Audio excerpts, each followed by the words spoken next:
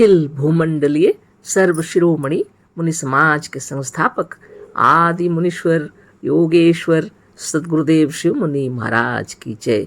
उपस्थित मुनि वृंद, साधु सज्जन वृंद, संत वृंद, साधक वृंद, आध्यात्म ज्ञान के जिज्ञासुओं और प्रेमियों, सभी श्रोता वृंद, आप सभी को मेरा कोटिशः नमन, सप्रेम जय जीव। तो आध्यात्मिक चर्चा चल रही है और हम लोग सद्गुरुदेव शिव मुनि महाराज रचित ग्रंथ यजुर्वेद सूक्ष्म के अंतर्गत अध्याय 5 पर हम लोग चर्चा कर रहे हैं। यजुर्वेद में जीवात्मा की महिमा है ना, और इसी पर चर्चा हो रही है। और हम लोगों ने जाना कि स्वामी दयानंद जी जो लिखे हैं कि निघंटु के अनुसार ही अर्थ होना चाहिए, है ना। वेदों के मंत्रों का अर्थ निघंटु के अनुसार होना चाहिए, है ना। देखिए आगे हम लोग क्या पढ़ते हैं, तो वहाँ से पढ़ देना ही अच्छा रहेगा ऊपर से, है ना, ताकि आपको वह याद रहे। तो गुरुदेव की कृपा से बार बार भी इसको पढ़ना पड़ेगा, नहीं पढ़ने से मस्तिष्क के अंदर में थोड़ी ना घुसता है ना। वैदिक कोश निघंटु के अध्याय 1 और 2 में और उसकी शब्दानुक्रम मणिका के पृष्ठ 48 और 49 में ब्रह्म का अर्थ पानी है या अन्न या धन है। निघंटु भर में ब्रह्म का अर्थ कहीं ईश्वर नहीं है। यह निघंटु छपा भी अजमेर के वैदिक यंत्रालय का है। इसके रचयिता यास्क मुनि है और संपादन स्वामी दयानंद द्वारा हुआ है। स्वामी दयानंद इस पर बहुत दृढ़ थे कि वैदिक नामों या मंत्रों का अर्थ निघंटु के अनुसार होना चाहिए। तो यहाँ तक तो पढ़े थे हम लोग थोड़ा बहुत, पर निघंटु भर में कहीं ब्रह्म का अर्थ ईश्वर नहीं है। पर स्वामी दयानंद आदि सभी मजहबी लोगों ने ब्रह्म का अर्थ ईश्वर किया है। पर निघंटु में ब्रह्म का अर्थ अन्न, धन या पानी है। बृहत्वाद ब्रह्म ब्रीहि, यहाँ से आगे पढ़ना है, ठीक है। तो सद्गुरुदेव आगे लिखते हैं, बृहत्वाद ब्रह्म ब्रीहि, इसका अर्थ दिए है वृद्धो धातु से ब्रह्म शब्द बना है। ब्रह्म का अर्थ व्याकरण अनुसार है बड़ा या महान, है ना। तो ब्रह्म शब्द वृद्धो धातु से बना है, गुरुदेव बतला रहे हैं।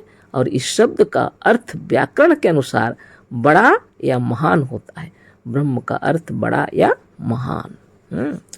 अब आप ही सोचें कि काल्पनिक ईश्वर जो ना कहीं है और ना मनुष्य के किसी काम में आता है, केवल मजहबी भक्तों की कल्पना है, मजहबी भक्तों की कल्पना का है, वह कैसे बड़ा या महान हो सकता है।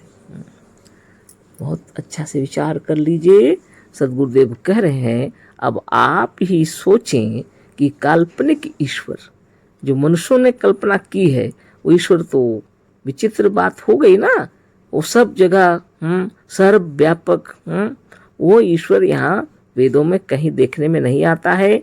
ब्रह्म का मतलब यहाँ पर हुआ है बड़ा या महान। तो जो बड़ा है, जो महान है, उसके बारे में चर्चा हो रही है। और यहाँ पर उस ईश्वर का कहीं नामो निशान नहीं है जो मजहबी लोगों ने कल्पना की हुई, जिसको काल्पनिक ईश्वर कहा जाता है, क्योंकि मस्तिष्क की उपज है सिर्फ, बाहर में उसका कहीं अस्तित्व ही नहीं है ना। इसलिए वह किसी काम का नहीं, मनुष्य के किसी काम का नहीं है। वह केवल मजहबी भक्तों की कल्पना का है। वह कैसे बड़ा या महान हो सकता है। सद्गुरुदेव शिव मुनि महाराज की जय। तो ऐसे काल्पनिक ईश्वर से काम चलने वाला नहीं है ना। और इसको वैदिक कोश निघंटु के अनुसार ही अर्थ करना चाहिए, वो भी देख लेते हैं। वैदिक कोश निघंटु का अर्थ इस व्युत्पत्ति के अनुसार ठीक मालूम होता है, क्योंकि मनुष्य के लिए निश्चित रूप से अन्न, पानी और धन तीनों एक महान वस्तु हैं, जिसके बिना जीवन निर्वाह तक नहीं हो सकता। तो ऋषि मुनि लोग ब्रह्म का अर्थ पानी किए हैं, या तो अन्न या धन। इसको सद्गुरुदेव बोल रहे हैं, ये बहुत अच्छा मालूम पड़ता है। इस व्युत्पत्ति की दृष्टि से इसका अर्थ ठीक मालूम होता है, क्योंकि निश्चित रूप से कहते हैं मनुष्य की जीवन के लिए, है ना, बहुत जरूरी है अन्न, पानी और धन, तीनों एक महान वस्तु है जिसके बिना जीवन निर्वाह तक नहीं हो सकता। आप भी विचार कर लीजिए और आगे पढ़ते हैं हम। वैष्णव संप्रदाय के लोग अपने भगवान का नाम विष्णु बतलाते हैं। वैष्णव संप्रदाय के लोग भगवान का नाम बतलाते हैं विष्णु। सभी को मालूम है स्वामी दयानंद आदि दूसरे मजहबी लोग भी विष्णु नाम ईश्वर का बतलाते हैं। पर निघंटु के अध्याय 3, 4 और 5 में या इसकी शब्दानुक्रम मणिका पृष्ठ संख्या 57 में विष्णु का अर्थ यज्ञ बतलाया गया है या इसे एक ओहदे और पद का नाम बतलाया है। निघंटु भर में कहीं विष्णु का अर्थ ईश्वर नहीं है। अब सोचिए, बहुत बड़ी बात हो गई कि नहीं। वैष्णव संप्रदाय के लोग अपने भगवान का नाम विष्णु बतलाते हैं। स्वामी दयानंद आदि दूसरे मजहबी लोग भी विष्णु नाम ईश्वर का बतलाते हैं।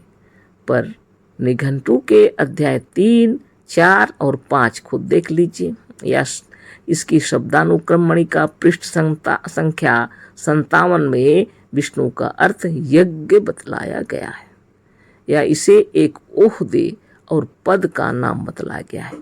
यह विष्णु शब्द एक तो ओहदा यानी पद है या तो इसका अर्थ यज्ञ है निघंटु के अनुसार। निघंटु भर में कहीं विष्णु का अर्थ ईश्वर नहीं है। करीब करीब सभी भारतीय मजहबी लोग वेद को प्रमाणित मानते हैं, पर यह मजहबी लोग जिन जिन शब्दों का अर्थ ईश्वर करते हैं उन शब्दों का अर्थ निघंटु भर में कहीं ईश्वर नहीं है और न उन शब्दों या नामों का वर्णन वेद के जिन मंत्रों में जिस रूप से जिस प्रसंग पर लिया गया है या जिन भावों का वर्णन करते हुए किया गया है उन्हें देखते हुए भी उन शब्दों का अर्थ ईश्वर या मजहबी देवता नहीं हो सकता। वेदों में ईश्वर का वर्णन नहीं है। अब विष्णु का मतलब आप खुद ही सोच लीजिए। एक तो पद है यानी ओहदा है ना, और विष्णु का अर्थ कहीं भी यह ईश्वर नहीं लिखा हुआ है। अब विचार कर लीजिए कि वास्तविकता क्या है। निघंटु भर में कहीं भी विष्णु का अर्थ कोई जगह ईश्वर नहीं लिखा हुआ है। अब विचार करें कि विष्णु का अर्थ क्या है। हमारे सद्गुरुदेव विष्णु के बारे में बतलाते हैं जो सारे शरीर का पालन कर रहे हैं, है ना। इस शरीर में जो व्याप रही है वह शक्ति, आत्मशक्ति का नाम विष्णु बतलाते हैं गुरुदेव, है ना। सब चीज में तो आत्मा का ही नाम है और ऋषि मुनि भी इसी को मानते थे। लेकिन लोग ईश्वर जिसको कह रहे हैं वो वेदों में जो ईश्वर नाम दिया है पद या ओहदे के रूप में, जिसके अंदर में ये शक्ति है, इस आत्मा की महिमा गाई गई है, इसी आत्मा को विष्णु कहा गया है ना। आगे पढ़ते हैं हम लोग। यजुर्वेद के भीतर एक अध्याय है जिसका नाम रुद्राध्याय है। यजुर्वेद के अंदर एक ऐसा अध्याय है जिसका नाम रुद्राध्याय है। इसको शैव लोग, स्मार्त लोग और सनातन धर्म के तमाम पंडित इसमें रुद्र भगवान, शिव भगवान या रुद्र देवता का वर्णन बतलाते हैं। अतः इन मंत्रों से रुद्राभिषेक, शिव पूजा और महादेव की उपासना किया करते हैं। वह मंत्र निम्नलिखित प्रकार से है। यजुर्वेद के 16वें अध्याय का पहला मंत्र है नमस्ते रुद्र मन्यव उत्तो त ईशवे नमः बाहुभ्यामुत ते नमः। यजुर्वेद अध्याय 16 मंत्र 1। आप अच्छी तरह इस मंत्र को सुन लीजिए। नमस्ते रुद्र मन्यव उत्तो ता ईशवे नमः बाहुभ्यामुत ते नमः। यजुर्वेद अध्याय 16 मंत्र 1। इसका आगे अन्वय किए हैं तो गुरुदेव बतला रहे हैं यजुर्वेद के भीतर एक अध्याय है जिसका नाम रुद्राध्याय है। इसको लोग क्या करते हैं, शैव लोग, स्मार्त लोग, सनातन धर्म के तमाम पंडित इसमें रुद्र भगवान, शिव भगवान या रुद्र देवता का वर्णन बतलाते हैं। अतः इन मंत्रों से रुद्राभिषेक, शिव पूजा और महादेव की उपासना किया करते हैं।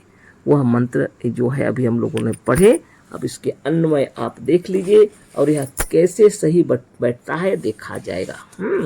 अन्वय किए हैं सदगुरुदेव रुद्र के जो अभी मंत्र पढ़े थे, हे रुद्र ते मन्वे उत्तो ते ईसवे नमः उत ते बाहुभ्याम नमः।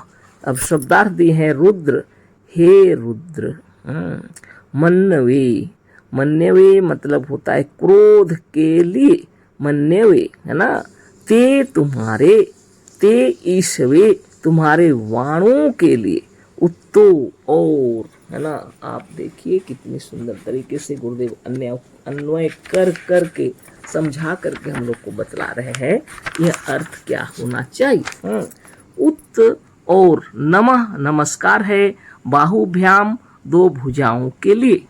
तब हे रुद्र भावार्थ ये है, हे रुद्र तुम्हारे क्रोध के लिए और तुम्हारे बाणों के लिए नमस्कार है, और तुम्हारे दोनों भुजाओं या बाहुओं के लिए भी नमस्कार है।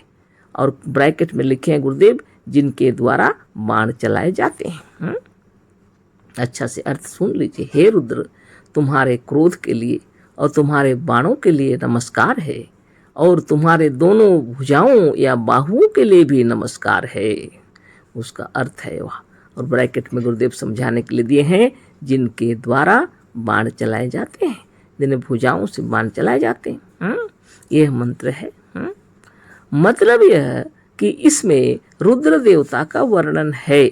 वेद में देवता से मतलब बड़े लोगों से, विद्वान लोगों से या प्राकृतिक वस्तुओं, सूर्य चंद्रमा आदि से या प्राकृतिक तत्वों, जल वायु अग्नि आदि से है। तो आप वेद पढ़ते हैं तो उसके अंदर आप देखेंगे गुरुदेव बतला रहे हैं देवता का मतलब यह है कि इसमें रुद्र देवता वर्णन है। इस मंत्र में रुद्र को देवता के रूप में वर्णन किया गया है।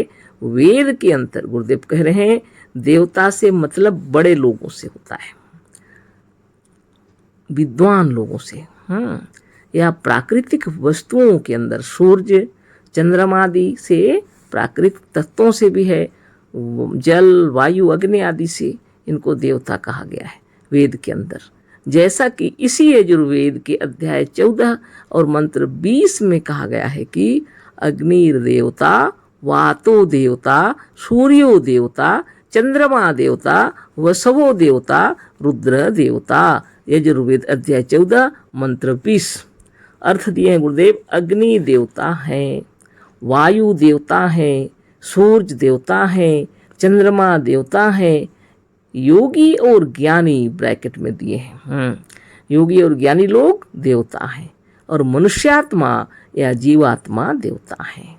फिर से पढ़ते हैं, अग्नि देवता है, वायु देवता है, सूर्य देवता है, चंद्रमा देवता है, और मनुष्यात्मा या जीवात्मा देवता है। तो योगी और ज्ञानी लोग जो हैं, मनुष्य लोग, इनको भी देवता कहा जाता है ना। तो बहुत बड़ी बात था, आगे फिर चर्चा होगी। अभी इतना ही के लिए बहुत बहुत धन्यवाद। समय हो गया। कोटि नमन, सप्रेम जय जीव। सद्गुरुदेव शिव मुनि महाराज की जय।